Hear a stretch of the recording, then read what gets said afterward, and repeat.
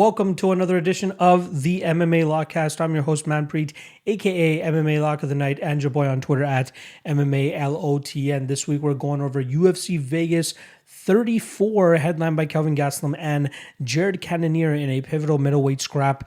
And this should really give us a good idea of where Kelvin Gastelum sits in his career, especially going 1-5 in his last 5 fights, albeit that 5th fight being an interim title fight against Israel Adesanya, which came down to the 5th round. So let's see if he still has enough gas in the tank, because if he is a guy that's going to be a contender, he should be able to beat a guy like Jared Cannonier. So I can't wait to break down this fight for you guys, and obviously the entire card. This one's a little bit extra special, right? I'm actually, if you guys follow me on Twitter and all that stuff, or been watching my streams this week, you guys know that I'm going to be heading down to Vegas on Thursday to take this fight in person. I'm super excited for it. I cannot wait to have that UFC Apex experience and just watch these fights, you know, in person. It's gonna be super exciting. The way that I'm kind of comparing it is like watching Dave Chappelle or Joe Rogan at like a small comedy venue. You're getting a high level mixed martial arts in a small venue where it's just like you're watching an underground fight club or some shit, and I can't fucking wait for that. So I'm very, very excited. Decent card, right? Name value isn't really there, but there are a lot of fun matchups. The one that really sticks out to me is obviously Alexandre Pantoja versus Brandon Royval. That should be a fucking banger of a fight. I cannot wait for that one. Easily the one that I'm most excited for. But Roberts versus Bahamondes should be fun. Even Malecki versus Nunes. I know it's a little bit low-level MMA, but like, it should be fun. That fight should definitely deliver, considering how both of those women fight. The MMA Twitter champion, Mr. Park Reporter, making a return this weekend as well against Chase Sherman. Clay Guida versus Mark Madsen. That's been highly debated this whole week. Can't wait to see how that one plays out. Luis Saldana versus Austin Lingo. Another great fight. Again, I'm very excited. I can't wait for these fights to go down. But first and foremost, as we always do, let's break down the last card that we just went at, or at least the betting recap for the last event, which was UFC 265 2 weeks ago. That was the last event I actually had any official plays on, and we swept the board, fellas. First play, 5 units on the under 4.5 for Cyril for Derek Lewis, minus 180. A lot of people thought that Cyril is all of a sudden just a decision fighter, and all they've seen is, Derek Lewis, when he goes late in fights, he's always able to pull out a victory from under his ass. But the issue is, it's the lulls in between his blitz attacks that guys, are able to take advantage of. And a guy as skilled as Cyril absolutely takes advantage of those moments, and he did that perfectly. I believe I called that fight to a T, saying that Cyril was going to win that fight in the 3rd round, and that definitely came to fruition, especially remaining as patient as he did, working the body, and then eventually just letting it go when Derek Lewis wanted to, he pretty much wanted to check. He wanted to get out of there. Let's be honest. So, good win for Cyril. Good win for us for hitting the lock of the night play. That's plus 2.78 units on the lock of the night play there. And then the dog of the night play comes through as well. We had the under 2.5 in the Osborne and Kopp fight. 1.5 units at plus 120. That cashes for plus 1.8 units. Say what you want about the early stoppage. Kopp gets the finish. We cash the check, or we cash the ticket. That's all that matters to me. Fun, decent flying knee knockout there. But again, you could have let it go a little bit longer, let's be honest. Regardless, we cash the ticket. That's all that matters to me. Plus 4.58 units on the night, and that's 2 straight winning events now, 2 straight lock of the night hits, and we're hoping to keep it rolling with the 3rd straight one this weekend. I've already placed my lock of the night play on the Patreon, as well as my dog of the night play, but those won't be free to the public until Friday. So if you're looking to not join the Patreon, which I'm going to talk about next, you will get the picks for free on my Twitter and Instagram on Friday. Speaking of the Patreon, $5 a month supports your boy.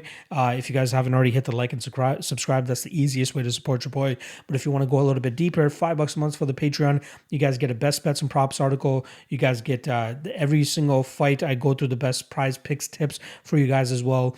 We got a great Discord community. You guys get first look at the official picks as well, because again, I don't drop the official picks to the public until Friday, so the line movement may have done its thing by that time. Even the Discord alone is probably worth the price of admission. A lot of people enjoy the Discord. We got a great positive community there. We talk MMA and we talk a bunch of other sports as well. A ton of people dropping community picks and just sharing picks from all over the place. So shout out to all those guys in the Patreon Patreon. I'll be forever indebted to you guys, especially for the amount of value that you guys add to the Patreon just for being active in the Discord. So yeah, that's the best way to do it. Link is in the description below if you guys want to check out the Patreon. And secondly, shout out to my guys over there at Coolbet, coolbet.com. Use promo code MMALOTN2. That's the number 2, and they'll match your initial deposit up to $200. It's a great website, one of the best in terms of how intuitive they are with all the tools and analytical things that you can use to help better your own betting process. But you can parlay props there. That's one thing that a lot of people look for, especially when they want to get risky when they want to gamble a little bit. You definitely get better odds whenever you're parlaying props. I wouldn't say it's a long-term winning angle there, but it's definitely something fun to get some nice odds, especially if you're only looking to parlay like 3 or 4 props or something like that. So yeah, Coolbet is definitely one of those places you guys can do it. So once again, coolbet.com. Make sure you guys use the promo code MMALOTN2, and they'll match your initial deposit up to $200. All right. That's a wrap on that. Let's get into the breakdowns. No need to wait anymore. I know you guys want to hear what my thoughts are on the card. Enjoy the breakdowns, and I'll see you guys on the other side. Ramiz Brahimaj versus Sasha Palatnikov. We got minus 130 on Ramiz and plus 110 on Sasha Palatnikov. Now, this is an intriguing fight because we got Ramiz coming back off that torn ear, if you guys remember that from several months ago. I believe that was late last year, where Max Griffin was able to put a beating on him from minute 1 to minute 13 until Ramiz's ear pretty much was falling off of his head. That was a very uncharacteristic Brahimaj that we saw, though, right? Like, normally when Ramiz has success, he's chasing takedowns, chasing the grappling, but we didn't see much of that at all against Max Griffin. So there could be a negative public perception of Ramiz right now, considering how he competed last time around. But I think we see him go back to his roots here against Sasha, as Sasha doesn't seem to have the greatest takedown defense. I think Ramiz will be successful in dragging this fight to the ground and eventually finding a submission probably in the first or second round. But I will say this fight does get pushed later. I think Ramiz could be in some trouble here, as Palatnikov definitely will have the cardio advantage. Now, I don't think that Brahimaj has the cardio issues to the extent of Luis Cosi, so I don't think that we'll see Palatnikov, for sure get a third round KO if this fight does get to the third round. But I think there is a slight possibility that he could really put it on Ramiz late in this fight and either steal the fight, get the finish, whatever it might be. It definitely will concern me the later that this fight goes. But I'm not a fan of Sasha's takedown defense again. I do think it's going to be a little bit easier for Ramiz to get this fight to the ground. He might have to work for it a little bit, I'll say that. But again, I do think he should be able to secure at least a takedown or two early in this fight. And then once it hits the ground, Ramiz is very offensive with his submissions. Seems to be more of a submission over position kind of guy. And, 8 out of 11 times, it seems to have worked out for him because a lot of his wins have come via submission in this spot. Palatnikov obviously got submitted last time around against Impa Kasanganay. That's a fight where we saw Impa Kasanganay really pursue the takedown and really pursue the grappling. And I found that very interesting, considering that was his first fight down at 170 pounds. And I thought that the grappling heavy approach would be too much of a tax on his cardio. And, especially being down at that weight class for the first time, he probably wanted to have played it safe, but he didn't. He felt he had the strength and grappling advantage, and it turned out that he did. And then he luckily got the submission pretty quickly in round 2. Here with Ramiz, though, I think that Ramiz will be successful early, get the takedown, find that choke, get Sasha out of there. But I think the play that I like the most here is the under 2.5. I think no matter who wins, somebody will get the finish. I'm saying Ramiz. I'm going to say Ramiz first round submission, but I'm not counting out Sasha Palatnikov pulling something off the later that this fight goes. So if you guys want to sprinkle Palatnikov round 3, I think he has a decent shot, especially if Ramiz is not able to lock it up early here, but I do think he does. So I'm going Ramiz Brahimaj first round submission. Ignacio Bahamondes versus Roosevelt Roberts. We got minus 145 on Roberts and plus 125 on Ignacio Bahamondes. Now, I think there's a ton of recency bias going here with the Roosevelt Roberts side of things, as he's come up short in his last 2 fights, obviously as a minus 265 favorite against Jim Miller, and then after that as a minus 600 favorite against Kevin Kroom. Now, let's quickly break those down. The Jim Miller fight, makes a bit of a bad fight IQ move. I mean, he kind of throws a lazy kick, gets taken down, and just doesn't do enough to get back to his feet. But also, that's like the worst place to be against a guy like Jim Miller, and Jim Miller obviously showed why. Then after that, Kevin Croom, I truly believe that Roosevelt Roberts did not respect this guy. I do think that he just went in there and thought that he was going to kill him, and I don't think that he had any respect for what Kevin Croom was going to bring to the table there, and unfortunately paid for it. Gets club and sub pretty quickly in that fight. But now I think we're going to see a rejuvenated Roosevelt Roberts come out here and show why people believe that he deserved to be a minus 245 favorite against a guy like Vince Pichel, why he deserved to be a minus 390 favorite against a guy like Brock Weaver, Jim Miller. Now, I know all those guys are different skill level than Ignacio Bahamondes, but there's certain things that Bahamondes does that I think that Roosevelt Roberts can take advantage of. I think Roberts has the cleaner boxing. I think he has very good hand speed. I think he rolls well with shots. I think he's decent with his striking defense when he respects his opponent.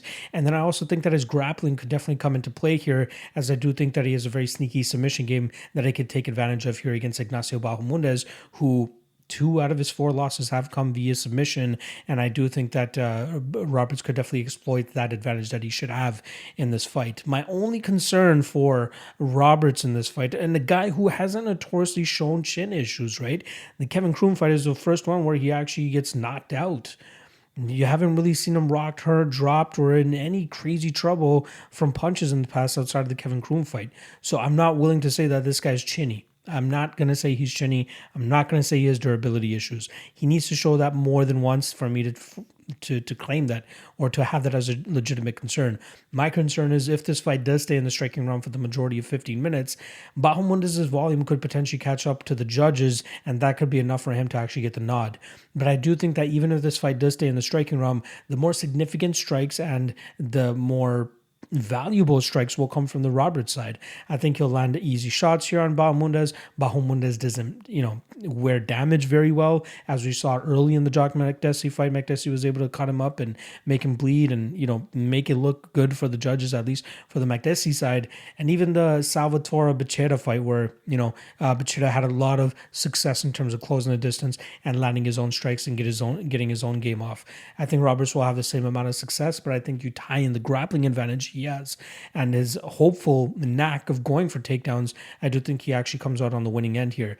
I think this minus 145 is going to look like an absolute gift when this is all said and done, as I do believe that this is a huge buy low spot because the public perception of Roosevelt Roberts is very low. Remember, I'm going to say this on a week-to-week basis when I see a similar situation like this, but it's our job as a handicapper, analyst, predictor, somebody that gives out advice on betting. We have to acknowledge these types of moments where the public is low on a person and you think it's unjustified. And I feel like this is unjustified for Roosevelt Roberts. Like, again, if he goes out there and cruises past Kevin Croom, he's probably a minus 300, minus 400 favorite here. Again, we could do that for almost any fight and any matchup in any scenario, but I truly believe that. The other instance that I brought this up recently was Cheyenne Baez, right? Everybody was off of her, even though she was a huge favorite against Montserrat Ruiz, she gets beaten by a way that, you never see. And then everybody throws her out the window thinking that, oh, she's horrible. She's not going to be able to get it done anymore. And she gets it done really, really quickly. Now, I know that fight didn't play out that long, so we didn't really get to see how it truly would have played out. But for as long as it lasted, it looked like Cheyenne Baez was in the driver's seat and she got the finish when she got the finish. So same thing could happen here for Roosevelt Roberts. It might end up finish quickly with a club and sub or something. I am ultimately going to go with Roberts by decision. I think he goes out there, lands the better strikes against Bahamondes, lands the better damage. Again, possibly with the grappling too, I think he could definitely put into positions that will give him a good look in the judges, or at least open up some possible submission opportunities. So I'm going to go with Roosevelt Roberts. My only concern is the volume of Bahamondes. Outside of that, I think Roberts has him beat pretty much everywhere else. So I'm going Roberts decision, but I will keep an eye on that submission prop as well, because I do think that has some merit and it could possibly have some value. So I'm going Roosevelt Roberts via decision. William Knight versus Fabio Cherant. We got minus 185 on William Knight and plus 160 on Fabio Cherant. Now this line has moved tremendously as William Knight actually opened up as a minus 275 favorite and the public was all over Cherant to drop him down now to a plus 160. And I wouldn't even be surprised if this line continued to close once we actually get closer to fight time. Now both guys leave a lot to be desired inside the cage and both obviously had very unfortunate showings last time in their action when they stepped inside the cage. We'll start off on the Fabio Cherant side of things, who stepped in on short notice against Alonzo Menafield, missed weight, and then promptly got Von Prude. Not something that you normally see from a guy like Alonzo Menafield, but Fabio Cherant did succumb to that. William Knight, on the other hand, is coming off a decision loss to Da Un Jung, where he got completely wrestle fucked for the majority of 50 minutes, and he just could not get anything going. And we saw Da Un Jung come home, like I said, with a decision victory. Both guys almost have similar styles, but I'd say that we'd see William Knight more so looking to get the fight to the ground, try to clinch fuck his opponents up against the cage, drag them to the ground, and just grind them out, just as we saw him do against Alexa Kamwer a couple fights ago. Whereas Fabio Cherant, it seems like he's a little bit more lackadaisical on the feet, allowing his opponent to come to him and then eventually looking for his openings, but it's just too far and few in between. He does have some sneaky submissions of his own, as he does have some submission victories on his record, but I do think that the level of competition that he's been going against is kind of sketchy as well.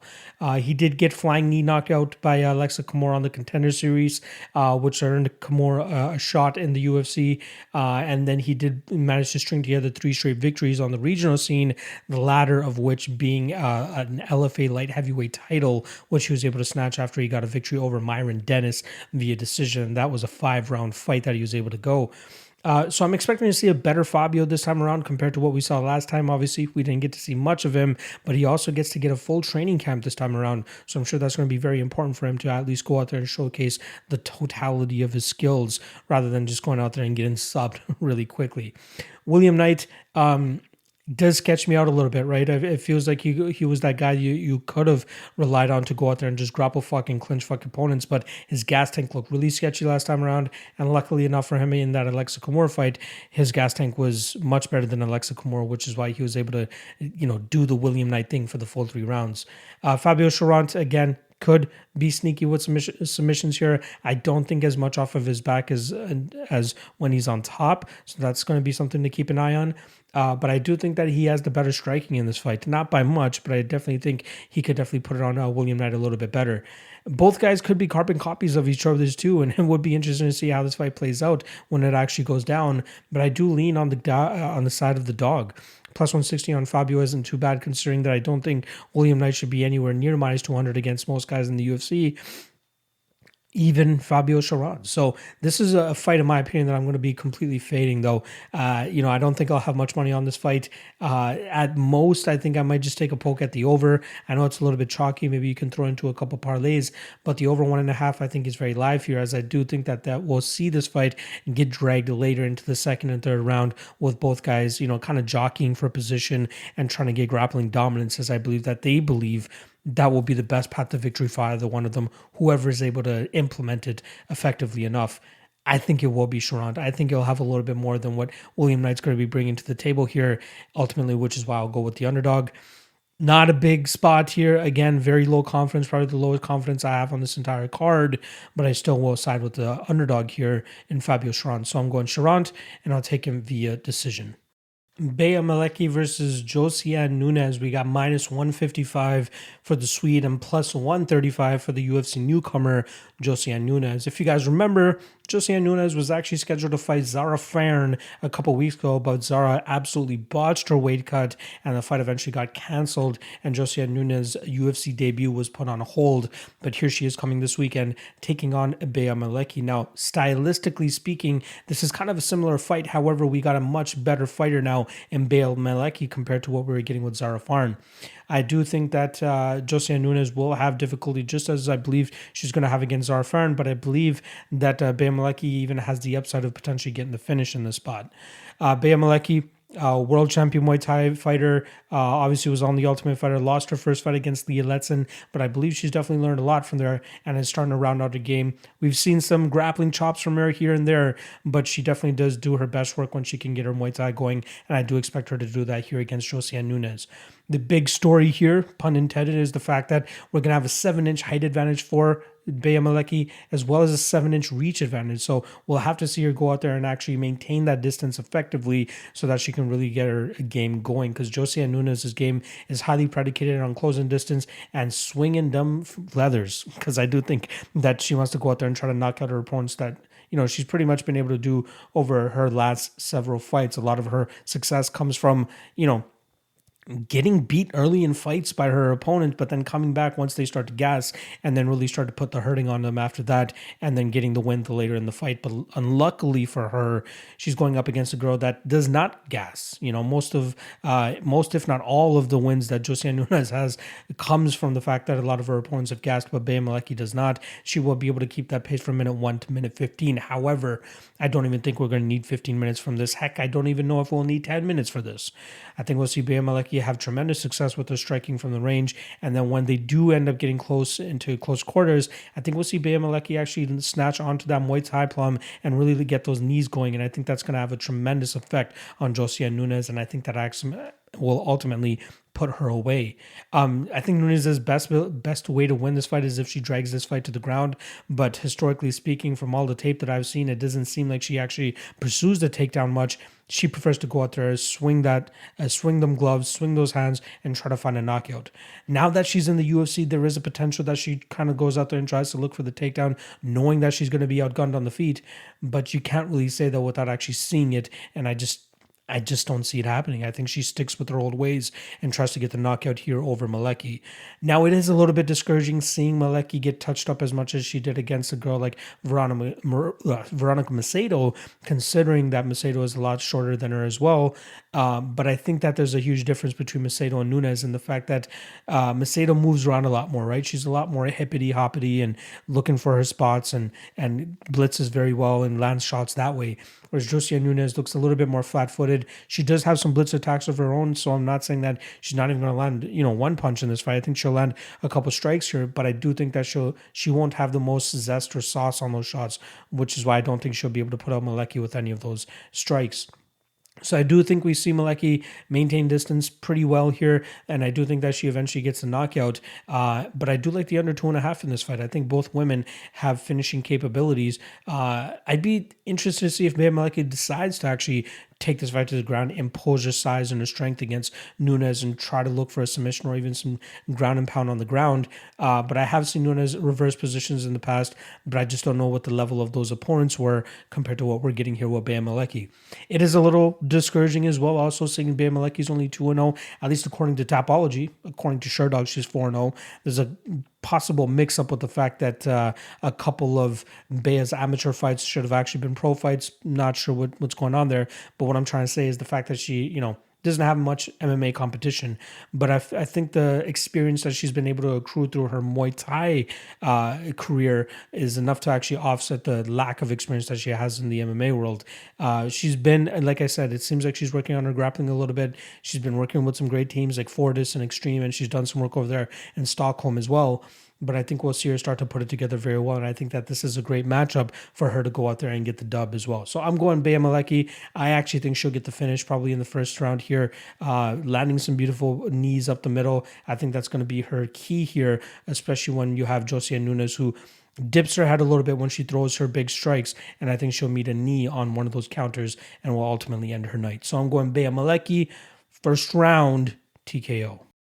Brian Kelleher versus Domingo Pilarte. We got -170 on Boom Brian Kelleher and +150 on the returning Domingo Pilarte. If you guys remember, the last time Pilarte was in the cage, got knocked out by Journey Newsom within 30 seconds of their fight, but quickly thereafter, Journey Newsom did pop for weed, and that fight was quickly overturned to a no contest. But that loss, we all know that loss definitely still happened, and weed definitely didn't happen or help just Journey Newsom as much as most most people would expect, especially if the fight got changed to a no contest.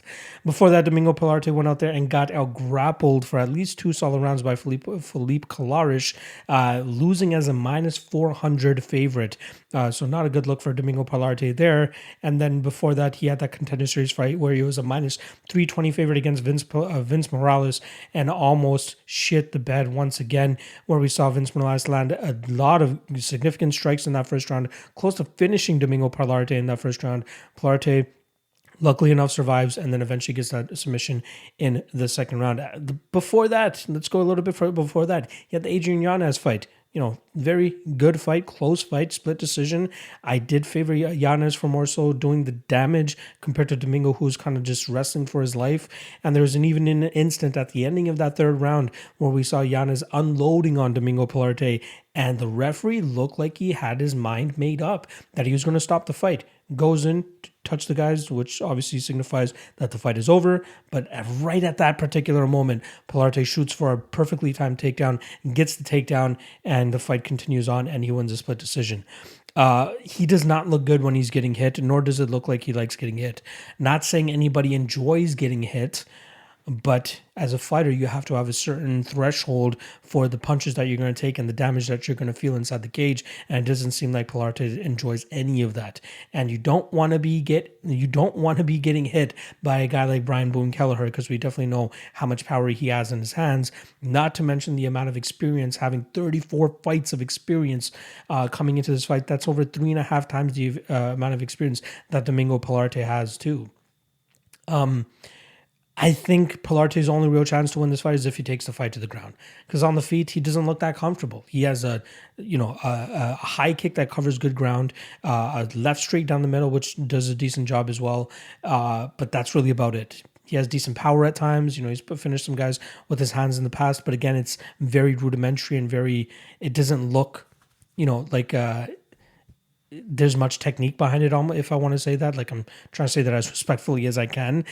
He gets a little wild at times on the feet, and he has to be very careful here against Brian, because if he wants to unload and try to get some striking off, he's going to get countered and he's going to get put out. We've seen it in the past where he overextends a little bit too much, and we've seen opponents take advantage of it. But Kelleher is probably one of the hardest punchers that he's going to have gone up against in his recent career, which is why I think that we'll see Kelleher actually land a beautiful shot here to put Pilarte down. I think Pilarte's only chance to win this fight is if he snatches up some sort of submission, which I think is low percentage, considering that Brian Kelleher is pretty well versed on the ground too. The last time I believe Kelleher lost by submission was to Montel Jackson, but that guy is an absolute freak, especially when it comes to the grappling game. So I'm going to chalk that up to, Montel Jackson being Montel fucking Jackson. But Brian Kelleher has a sneaky submission game of his own. I think even if he gets taken down in this spot, he should do a good job in terms of getting back to his feet. I actually went on Brian's IG live a couple days ago, and I asked him, I'm like, hey, what do you think of Domingo Pilarte's wrestling compared to the last couple wrestlers that you fought? And he goes, the fact that he's that much taller than me, he's probably not going to use that wrestling offensively, because it's going to be difficult to get in on the hips on the shorter fighter, which, I believe Kelleher is at a 5 or 6 inch height disadvantage in this fight. It's going to be tougher for Pilarte to secure takedowns. It'll be easier for Kelleher to stuff takedowns. He believes that Pilarte is going to be using that takedown or is wrestling to defensively more so than offensively. But even if he uses defensively, I still think that Kelleher can have success in terms of dragging this fight to the ground if he so needs to. But I think that this is going to play out mainly as a striking battle, and I think we'll see Kelleher find those openings eventually and start unloading on Pilarte, eventually dropping and finishing him probably in the second round of this fight. I also think Pilarte has a shit gas tank. There's been numerous times in the past where we've seen him literally, hands on knees, bent over, huffing and puffing in the middle of a round. It's not a good look. I know he had major success in the third round against Felipe Kelleher last time around, but he was literally just riding his back the entire time. Had a very tight body triangle, and Kelleher just could not get out of it. And Domingo really wasn't stressed or pushed too much in terms of exerting too much energy. Obviously, there is a certain amount of skill required to be able to maintain that back position the way that he did, so I'll give him some credit for that. But if that fight played out on the feed, or if it didn't get stuck in that position, I think he would have been in for some trouble. And I think with Brian Kelleher, a guy who has 3 rounds of solid cardio, power that translate from minute 1 to minute 15, Pilarte is going to always be in danger in this fight. So I like Kelleher here. I never thought I'd ever feel this strongly about him in a matchup, but I feel like he matches up very well here against Domingo Pilarte, who I've given credit to in the past, but once you actually run the tape and see how these guys match up, Kelleher is definitely the better fighter in this spot, and he'll definitely have the finishing opportunities arise. Last thing I'll say about this matchup, the under 2.5 is roughly around the same price as Brian Kelleher at -170. If you are feeling threatened by the potential of a Domingo Pilarte finish, just take the under 2.5. I don't think this fight sees the judges' scorecards. I think we see one of them get a finish, and I think it'll actually end up being Brian Kelleher, whether it is a club and sub situation where we see Domingo Pilarte shoot a desperation takedown, or Brian Kelleher just unloading on the feet and eventually putting Pilarte down. So I am going Brian Kelleher, second round KO. Austin Lingo versus Luis Saldana. We got -125 on Saldana and +105 on Austin Lingo. And this is another fight that's actually taken a lot of action on the underdog, driving him down to +105. If I'm not mistaken, Luis Saldana actually opened up as a -175 favorite. So there is some love on the somewhat boxer, if that's what you want to call Austin Lingo. It seems like a lot of his offense comes from his hands, and he definitely does have a lot of power in his hands, and he does have a keen eye in terms of seeking submissions, especially in club and sub situations. 4 out of 6 of his fights before the UFC were via knockout, I apologize. He won within 35 seconds, which is absolutely crazy to me, considering that he was able to get all those guys out of there as quickly as he did. Seems like he has a ton of power in his hands, and that's definitely something that Luis is going to have to worry about here, because if he gets clipped clean here, he might not be coming back from that. We did see Austin Lingo get close to finishing Jacob Kilburn, but Kilburn has great durability, and he was able to survive that, and we saw Austin Lingo just take home a decision victory that night.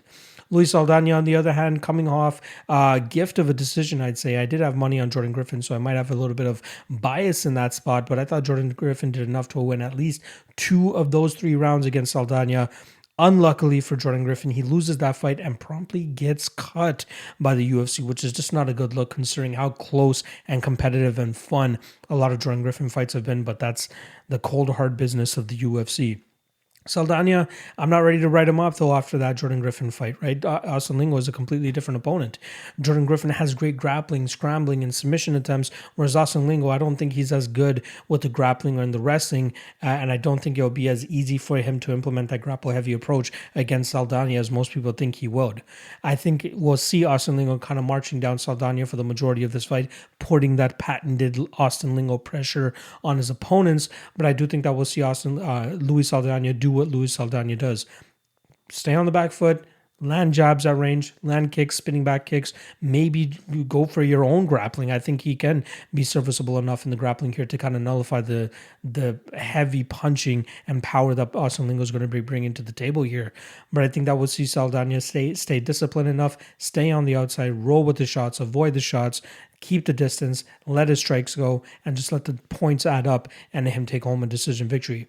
By all accounts, it seems like Austin Lingo is quite durable, so I'd be surprised if Saldana gets him out of there. But if Saldana really finds his groove and really gets his striking going and really finds his range, he could start to let go and it could end up in a finish. But I'm ultimately going to go with Luis Saldana by decision here, as I just believe he's the much more crafty fighter on the feet, way more combinations, utilizes all 8 limbs much better than what Austin Lingo does. And Austin Lingo does this thing where he just follows his opponents and just marches them down and throws his big, heavy shots. He's going to have to start cutting guys off, and he's shown it sometimes that he can cut guys off and try to, head them off and then land his big strikes. He's going to have to do that in droves here against Luis Saldana, especially with the smaller cage now that we're back in the apex here. That's something that he's going to have to do. However, I think we'll see the experienced Saldana coming into his 22nd professional MMA fight. He's 30 years old at this time. I think we'll see him, stay away from the big shots and get his own offense off. Not to mention another fight-ready product. I definitely think that he'll have all the chops, knowledge, and discipline to go out there and beat a guy like Austin Lingo, who I believe whose only win condition is club and sub or just a a KO. I'd be surprised if he wins a decision here because I do think that we'll see the volume, the output, and the activity be on the Saldana side, even though he's going to be the one that's getting marched down here. So I like Saldana by decision. In the distance wouldn't surprise me, but again, by all accounts, it looks like Lingo has a decent chin, good durability, and I think that Saldana will be able to, again, maybe not overcommit too much on strikes, which should help him stay out of danger, which is why I think he'll go the full 50 minutes and win this fight via decision. Alexandre Pantoja versus Brandon Royval. Probably the fight that I'm most excited about for this weekend, and I cannot wait for them to close the cage door behind these guys because this fight is going to be absolute chaos. We got minus 165 on Alexandre Pantoja, and we got plus 145 on Raw Dog Brandon Royval, who is always in an entertaining fight. I don't think I've ever had as much fun as I do in terms of tape studying on a fighter as I do when I throw on that tape for Brandon Royval and remind myself the chaotic nature in which this guy fights in. Now, skill for skill, and I've been doing it all week and I will continue to do it all week. I will always put out the disclaimer right at the top of this breakdown that, yes, Alexandre Pantoja is the better fighter. Technically speaking, skill-wise, jiu-jitsu, wrestling, striking, all that, he's probably the better fighter everywhere here. But it's that just craziness that Brandon Royval brings into the cage that fighters sometimes are just not prepared for, and I think it just catches them off guard when they're having all these unorthodox techniques thrown at them, whether it's, rolling takedowns, fucking spinning stuff, flying stuff, just absolute craziness that Brandon Royval fights with. And I feel as though he could do the same thing here against Pantoja. Early, it's going to be tough. I think that, Pantoja will definitely, be minding his P's and Q's, just waiting for the proper opportunities to go out there and actually land his combinations, maybe land some takedowns and get his own jiu-jitsu going. But I do think that the longer that this fight goes, the more that it favors Brandon Royval. It wasn't that long ago that a lot of people believe that Pantoja had some gas tank issues, and I feel like if it's still lingering and if it's still around, it's definitely going to show itself here in a fight with Brandon Royval, who's just all action all the time, always moving forward, always pressuring you, never giving you a chance to breathe or reset or whatever the hell it is. Royval will never allow you to do that. And if Pantoja is lacking at any point with his cardio, it's definitely going to show in this fight with Royval. Now, the way that I actually approach this fight is the under 2.5 at plus 125. Now, if you look at their records and see how these guys have lost, outside of that shoulder injury from Brandon Royval last time around against Brandon Moreno, these guys don't get finished often. But the difference here is the craziness of Brandon Royval and the finishing ability of Alexandre Pantoja and even Brandon Royval. I think he's live for a possible club and sub situation. I think he's live to catch Royval with some crazy sort of strike as well. Like, I think it's absolutely live on both ends in terms of Brandon Royval putting himself into compromising situations so that he could potentially take advantage of unsuspecting Alexandre Pantoja, who thinks that he's going to be in a very good position when Royval's, spinning and flopping to his back or whatever the hell that he's doing. Or it could work the other way where Pantoja is actually, taking advantage of that compromising situation that Royval puts himself in and finds himself the finish over Royval. But, I love what Royval brings to the table. I'm a big fan of the dude. I'm setting aside my bias and still picking him to win this fight because I don't think that there's a lot of guys in the UFC that are going to be able to deal with the crazy style of Brandon Royval. Again, I'm a big Pantoja fan. I think that he has all the makings in the world to be a top guy in this division, a top 2, top 3 guy. His only loss is former champion Davison Figueiredo and, future title challenger Askar Askarov 2 fights ago. That's within the last 5 fights. But he has wins over Wilson Hayes, Matt Schnell, and Manel Kape last time around, knocking out 2 out of those 3 guys. Still, Brandon Royval, different level of absurdity and chaos that he brings to the table, and I'm expecting the same thing here against Pantoja.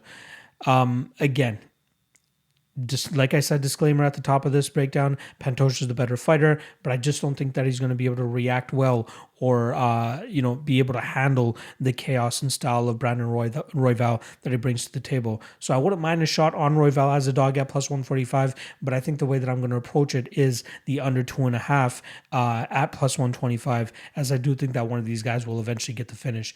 I'm going to go with Brandon Royval, late second round, club and sub or TKO.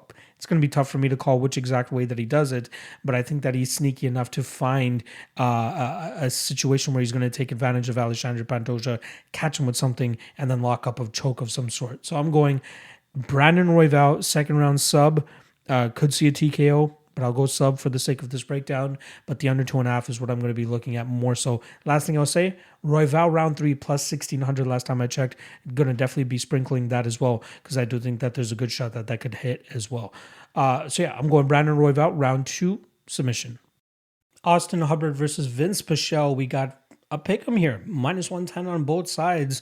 The public can't seem to make up their mind in this matchup, but it seems to be an easy matchup to break down from the surface. But it depends on how this fight truly plays out in the cage to see who was actually on the right side. So I'm actually siding with the grappler here with Vince Pichel, and it's hilarious that Austin Hubbard has pretty much fought nothing but grapplers in his UFC career outside of Kyle Prepelic. After that, Marco Madsen loses that fight. Max Roscoff, we obviously remember what happened there. He gets a win there as a plus 170 dog. Loses to Joe Selecki in the first round via submission as a very slight favorite. And then he ends up beating short notice Dakota Bush as a minus 230 favorite in his last fight. Now here he comes in against a very experienced Vince Pichel, 13-2, up there in age at 38 years old. So he's going to have a 9-year age advantage or disadvantage, depending on how you're looking at it. But the fact that he only has 15 fights in his UFC or in his MMA career, that you guys know, at least he doesn't have too much fight miles on his body. So hopefully that doesn't play too much into the fact, especially with him being 38 years old. But I do think that Pichel will be the stronger guy here. I think his striking is serviceable enough that he shouldn't be in too much trouble no matter what Austin Hubbard throws at him, especially those thud leg kicks, which he's nicknamed after. But I think that Vince Pichel will be able to kind of parlay those leg kicks and turn them into takedowns or even just close the distance, push Hubbard up against the cage and really start getting those takedowns going himself. I think that he's a solid scrambler, good top pressure, does some good damage from on top, looks for subs every now and then, but doesn't really clamp onto them and really, decide to go submission over position. He's definitely more of a position over submission kind of guy. And when he does and is able to posture up and really assert his dominance from a dominant position, he really gets some good ground and pound going from the top position and really makes his opponents pay. But I think that Austin Hubbard has shown some improvements in terms of his ability to get back to his feet whenever taken down. He's definitely working on that, especially with the amount of grapplers he's been fighting over the last several fights. And then when he's in the striking range and truly in a groove, we see him, an example is the Dakota Bush fight where we see him just in a flow state, landing kicks and combinations and looking quite good. However, I think that Vince Pichel won't just settle for, being in a striking battle. I think he will engage in the grappling, and I think he will be successful in engaging in the grappling. He's shown time and time again that he can take dudes down and really start to wear on them. The Roosevelt Roberts fight is a big one too. He was a plus 205 underdog going into that Roberts fight, and everybody was counting him out. He went out there and put on a solid performance, landing takedowns when he needed to, and really grinding out Roosevelt Roberts. Now, I know the public perception on Roberts isn't the greatest at the moment, but I think that it's just... I think it's all for naught. I think it's just a recency bias thing where there were a couple mistakes that Roosevelt Roberts had made. A bit of a fight IQ gaffe in the Jim Miller fight, a bit of a, underestimating, I should say, significantly underestimating Kevin Kroom in his last fight. And I think those are all learning experiences for Roosevelt that he should be able to come back and look like the fighter that a lot of people expected him to be, especially when he was a minus 245 against a guy like Vince Pichel. But Pichel, I think he still has a lot left in the tank to go out there and compete against guys of, Austin Hubbard's ranking and Austin Hubbard's skill level, and he can still come out with a victory. So I do like Vince Pichel here. I think his decision prop is plus 140. I would rather just take the straight money shot here on Vince Pichel in case there is the chance that he pulls off a submission or even a TKO. But I do expect this fight to go the full 15 minutes, and I expect the grappling to be the deciding factor as to why Vince Pichel ends up winning this fight. Again, Hubbard, great striker, good leg kicks, good body kicks, but I think he's going to be in trouble when he really starts to feel the pressure and the grappling onslaught that's going to be coming his way from Vince Pichel. So I'm going to go Vince Pichel via decision. Trevin Jones versus Said Yokubab Kakhramonov. I think I nailed it. Said Yokub Kakhramonov. Stepping in on short notice here against Trevin Jones. Trevin Jones Obviously, went through a couple of different opponents, and now here we have Saeed stepping in today. And no odds out yet, hence you guys are seeing the question marks for where the odds are. But I'm expecting to see Trevin Jones as a decent favorite in this spot. If we see Saeed at anything better than plus 250, plus 300, then you guys start questioning the value. And I believe the value would be on Saeed at that point, as I don't think that he's one of these short notice pushovers that that we've seen a lot during this COVID era in the UFC. I think that this is a solid opponent. He is the CFFC current bantamweight champion. He beat a guy that he was a minus 500 favorite against to win the title, and has yet to defend it, obviously, just because that was his last fight. And luckily for him, now he's in the UFC.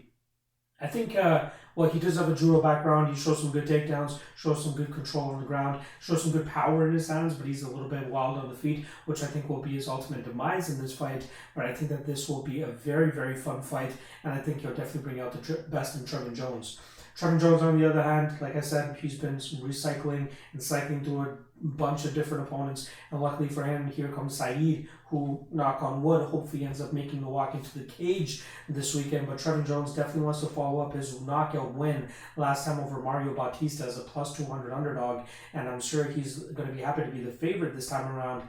Unless he likes to bet on himself, so I'm sure he likes to get plus money on himself. But I'm sure that he'll be the favorite going into this matchup, as he does have good grappling himself and he has some decent striking. My knock on him in the past has always been the fact that he just allows his opponents to kind of dictate the pace a little bit too much, and he kind of just waits for his openings a little bit too much, which could potentially put him behind on the scorecards if he doesn't end up getting the finish. But luckily for him, he's been able to get the finish in his last 4 fights, albeit his last one did get changed, his second and last one did get changed to a no contest because he tested positive for weed. But is what it is. Showed a solid, durability in that fight against Timur Valiev, taking everything out of the kitchen sink in that first round, and then coming back in the second round and getting a finish of his own.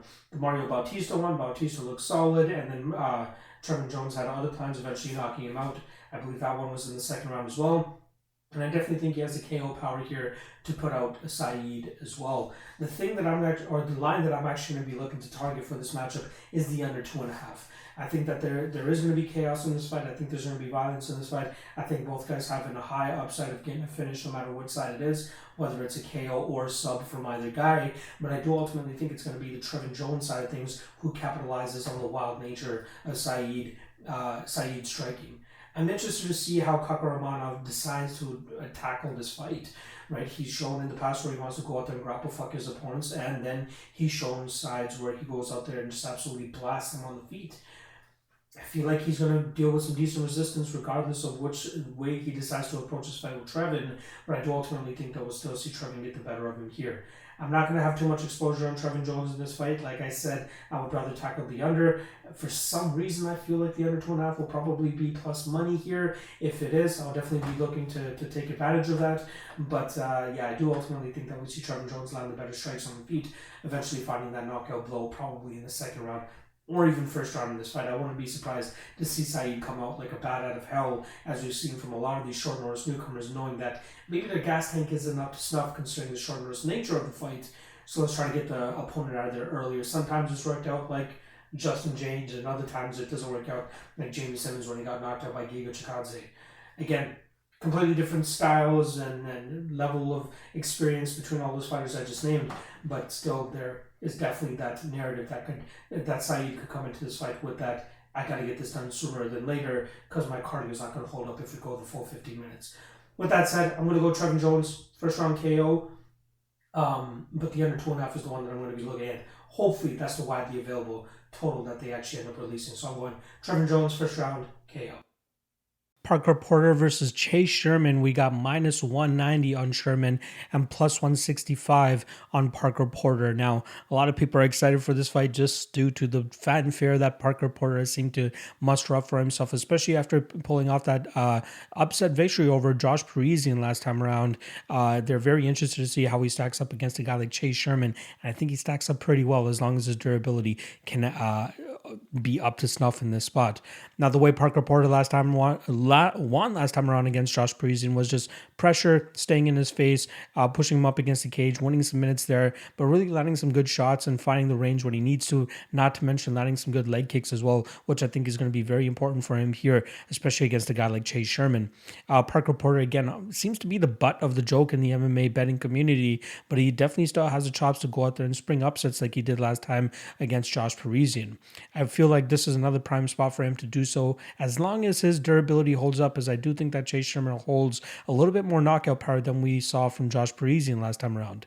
There is a bit of concern of the fact that Chase Sherman was not able to knock out Andrei Arlovski last time, and I gotta say, I feel like he honey-dicked myself into believing that he was a much better fighter than he was, especially considering the fighter that he looked like when he was fighting Ike Villanueva in his return to the UFC. He promptly was popped by USADA last time after that fight, and did come back against Andrei Arlovski and did not look nearly as much of a killer as he did in the Ike Villanueva fight.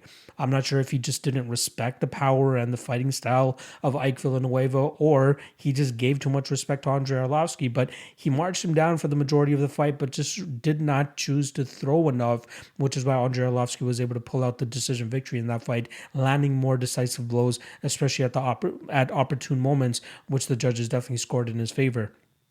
Andrei Arlovski did a decent job of leg kicking as well, really, nullifying the amount of momentum and power that Chase Sherman was able to muster up whenever he was throwing combinations and trying to, land that kill shot.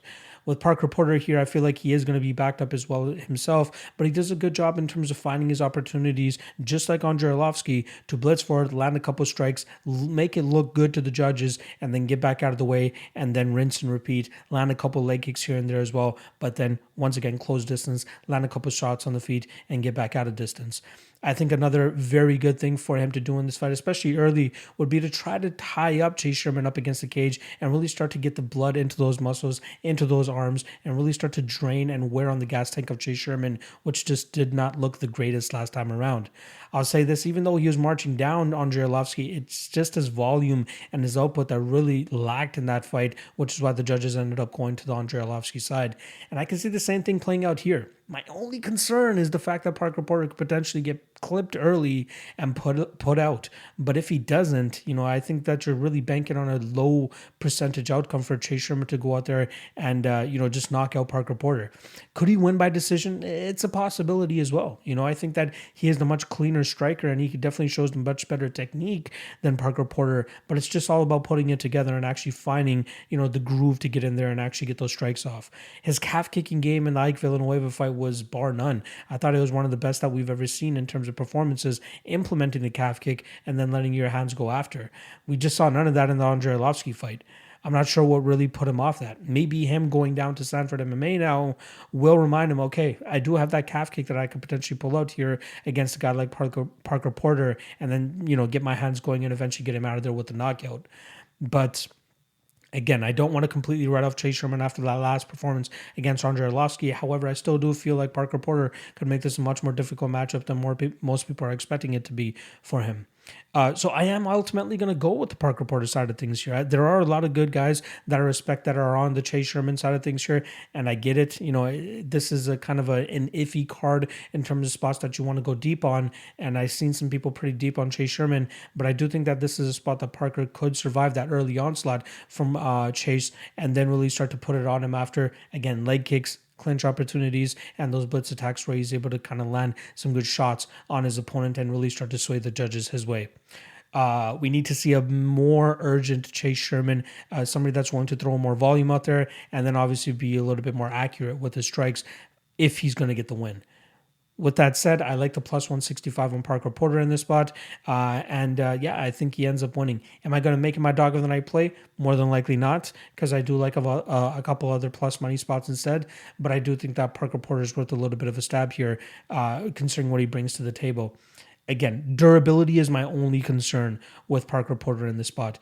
If he can eat those shots like he did from Josh Parisian, and if he can eat these early shots from Chase Sherman, he should be able to get some good work off and take home a decision victory. So I'm going Parker Porter, and I'm taking him by decision. Clay Guida versus Marco Madsen. We got minus 165 on Mark Madsen and plus 145 on the UFC veteran Clay Guida. And I feel like this fight has been the most talked about on Twitter, on Instagram, and even in the live chats that I've done this week so far. A lot of people have a lot of polarizing thoughts on this specific matchup. Everybody believing that Marco Madsen has all the chops. No matter his cardio issues, he should still go out there and either find a submission or at least win the first 2 rounds decisively enough that he should take home a decision victory. On the flip side, a lot of people think that Clay Guida can survive that first round onslaught that is inevitable for Marco Madsen, but they believe that he'll be durable enough and keep himself out of any submission trouble that he should be able to take the second and third round off the obvious cardio advantage that he's going to have in this fight. I am of the latter belief, especially at that plus 145 range. I do think the line is going to get wider as well once we get closer to fight time, and you could possibly get Clay Guida at a higher number if you just wait it out a little bit more. Now, on paper, it looks like a spot where Marco Madsen can absolutely go in there and just ragdoll Clay Guida given his Olympic wrestling background, but there have definitely been some flaws that we've seen in Marco Madsen's game, especially in that Austin Hubbard fight his last time around, where he looked like he was huffing and puffing really bad going into that third round, and Austin Hubbard was, very close to putting him away on numerous occasions, but just couldn't do it. Now, it all comes down to how quickly Clay Guida can start to out-energize or bunny Marco Madsen in the second round, right? Because it's almost a foregone conclusion that Marco Madsen is probably going to win the first round. He will land a takedown. He will get some top pressure, but I do think that Clay Guida is good enough and squirmy enough on bottom that he should be able to find his way back to his feet. My only concern is if he sticks his neck out there, I wouldn't be surprised to see Marco Madsen snatch onto it. If he can avoid that, though, and then really start to push the pressure and, get the movement and make it a lot more difficult for Madsen to complete takedowns in the second round, I think it's going to go all downhill for Marco Madsen from that point. I think that this is going to be a great live betting opportunity as well for Clay Guida, especially after that first round, given that he might be, plus 150, plus 160 going into the fight, which is what I'm predicting for the line movement this week. Come the second round, he'll probably look closer to plus 200, plus 250 going into that second round. But I think the bookmakers and the live odds guys are going to be a little bit privy to the fact that Marco Madsen does gas out, so they probably won't give us too crazy of a line, no matter how well Marco Madsen does in that first round. Regardless, I do think the second and third rounds the second round is definitely where we're going to find out whether this fight goes Clay Guida's way or Marco Madsen's way. I don't think we'll see Guida actually get a finish in the third round, no matter how much Marco Madsen ends up gassing in this fight. Marco has definitely done a solid thing for his career by changing his training camp and going down to Fight Ready MMA, where they have a lot more tools, a lot more resources, and the perfect bodies for him to go out there and train his ass off and get the best looks that he can get and get a solid game plan as well from those guys down there at Fight Ready with Eddie Cha and Santino DeFranco. So I think that is a great that is definitely a very solid thing that Marco Madsen has done, and a solid adjustment that he's made going into this fight, especially as he starts to climb the ladder within the UFC. Being at 36 years old, he can't really afford a loss at all, otherwise it shoots him down a little bit too much. And I wouldn't even be surprised if he does, at one point, if he does end up taking an L, if he just decides to hang it up because, he has 10 fights in his career. He's 36 years old. How much more mileage does he really have in the tank to go out there and just, keep cutting weight and keep training and doing all that stuff, especially since he's been a wrestler for as long as he has.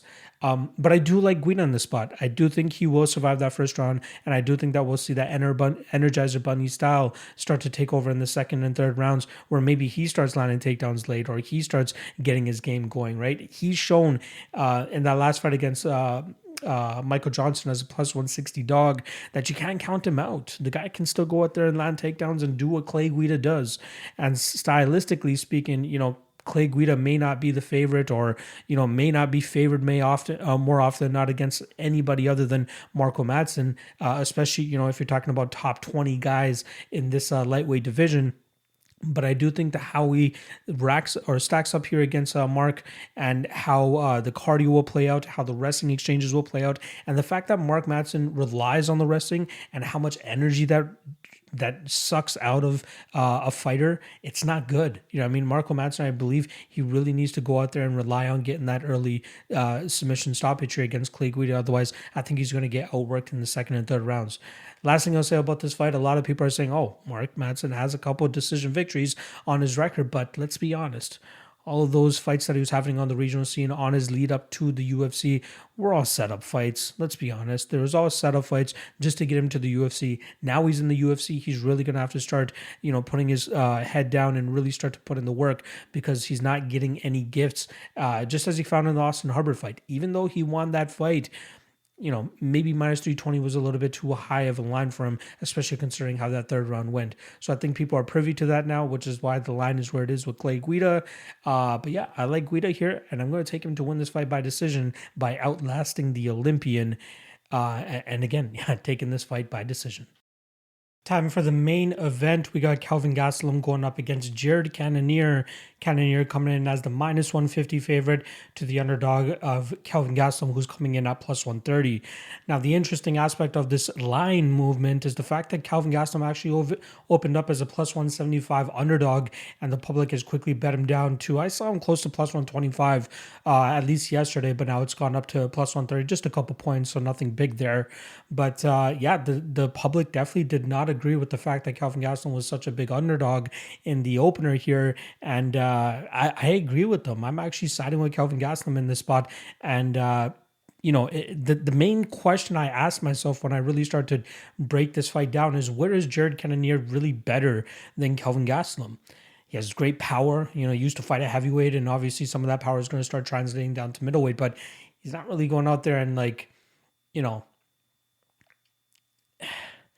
it's the difficulty I have in terms of breaking this down, especially with Cannonier's power, is the fact that we've never really seen Kelvin Gastelum actually go out there and get knocked out, right? That's kind of been one of his shining traits throughout his career, is the fact that he can take an insane amount of damage but still keep moving forward and still hold up some pretty good cardio no matter how long the fight goes as well. We've seen it in the Israel Adesanya fight. We saw in the Neil Magny fight. He has a plethora of 5-round experience under his belt, something that you can say about Jared Cannonier. Now, Cannonier has been in 5-round fights in the past, but it hasn't really gone to the full 5 rounds, so he's never really had to dig deep. But I feel like he's going to have to dig deep here in this fight against Gastelum. It's difficult to say when Gastelum's chin is truly going to crack, because I think that if it does crack this weekend, Jared Cannonier would absolutely find a victory. But up until this point, nothing really indicates that Gastelum will get knocked out or that his chin will fail him this weekend. I think the most surprising part about this matchup for a lot of people when breaking it down was the fact that he's only 29 years old, right? He has a 17-7 record, 24 professional fights, but it feels like he's been inside the UFC forever, especially since he won the Ultimate Fighter way back when, where he was able to dethrone Uriah Hall, who was this monster coming off the Ultimate Fighter at the time. Now, Kelvin Gastelum, I believe he was the last pick on that season of The Ultimate Fighter and pretty much proved everybody wrong, and has had a pretty good career for himself, finding himself in a interim welterweight or middleweight title fight not too long ago against Israel Adesanya, which he came up pretty short, but it was a damn close fight going into that 5th round before Israel Adesanya really started to take over. Again, skill for skill in terms of how these guys match up, I still feel like Kelvin Gastelum is the better striker, the better wrestler, better jiu-jitsu player, better grappler overall, and he has some great durability, whereas Jared Cannonier, he has some great leg kicks, and he has some solid power as well, so he could definitely, find that chin of Gastelum. I just don't know if it's going to crack. Now, if you're going to go out there and bank on a guy to go out there and knock out Kelvin Gastelum, and 25 minutes is definitely a long time for you to find that chin, I think you're kind of doing yourself a disservice, especially if you're paying chalk for that kind of a win for Jared Cannonier. I think you're better off taking the KO line or inside the distance line here for Jared Cannonier if you think he wins this fight, because I think that Kelvin Gastelum will definitely be the better round winner and the better minute winner in this fight, as he does have a lot more tools to lean on compared to what Jared Cannonier is going to be having to do. I feel like he's asked to go out there and actually rock and hurt Kelvin Gastelum on numerous occasions throughout this fight to win this fight via decision, but I think that's going to be a pretty tough task, especially when you have Kelvin Gastelum, who moves kind of well, and I think that when it comes down to it, I think he can rely on his grappling and his wrestling to get this into positions where he will have a bit of an advantage, especially with nullifying the amount of power that's going to be coming back his way from Jared Cannonier. I think it's going to be difficult at first for Kelvin to get it going, but after maybe a round and a half or 2 rounds, the dressing should start to come a little bit easier to him, and then he should be able to rely on that to, stay away from the power of Cannonier, and then obviously start racking up some minutes in terms of winning rounds, and then hopefully getting a judge's decision if this fight does go 25 minutes. Both guys are hella durable. I do think that this fight will ultimately come down to a judge's decision, and I got to go with the underdog here, man. I think that Gastelum, like I said, better round winner. I think the fact that he can lean on his grappling will be a big plus for him here. Again, his striking is good enough, I believe. I believe it is a little bit rudimentary in the fact that he has, from his southpaw stance, he has a lot of like 1-2s that he throws down the middle, but he does it with such force, and he does it in a very effective way with his blitzing attack and his maneuvers, which have caught a lot of fighters off guard at times.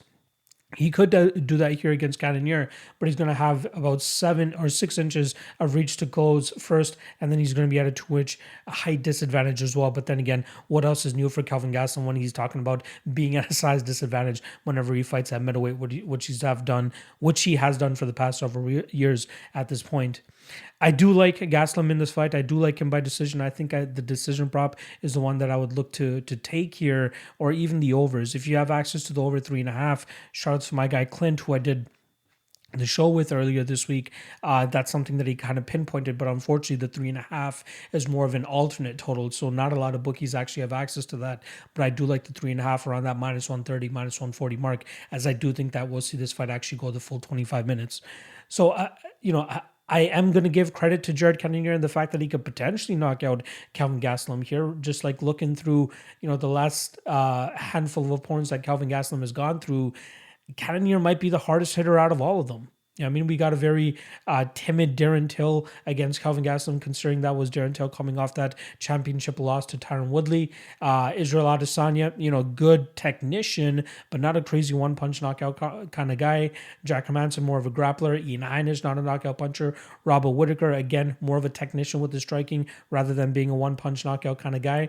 But Jared Cannonier could be that one-punch knockout kind of guy, and that could spell the end of the durability run that Kelvin Gastelum has been on. However, I don't think it's going to happen this weekend. I think we see Gastelum grind this one out. He's going to have a tough first 2 rounds, but if he's able to get through that, I think it's a good live betting opportunity for Gastelum later in this fight. And then I also think that it'll definitely favor him the later that this fight goes, so that he can mix it up a little bit better, and he won't have as much power to worry about from Cannonier the later that this fight goes.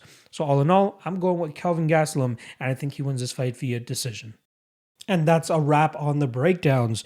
Hope you guys enjoyed the episode. If you guys haven't already, make sure you guys hit that like, hit that subscribe. And if you want to show your boy a little extra support, hit up that Patreon, $5 a month.